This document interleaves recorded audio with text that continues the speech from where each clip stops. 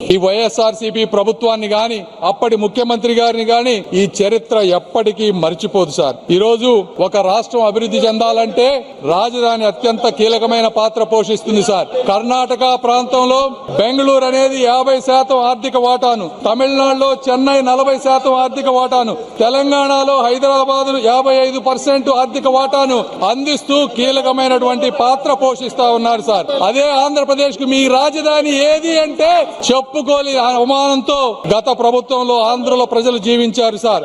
ఇప్పుడు నిర్మించబోయేటువంటి అమరావతి ఆంధ్రప్రదేశ్ ఆర్థిక వ్యవస్థకు ప్రధాన కేంద్రంగా రూపుదిద్దుకొని రాష్ట్ర అభివృద్ధికి ఒక గ్రోత్ ఇంజిన్ గా కూడా మారబోతోంది సార్.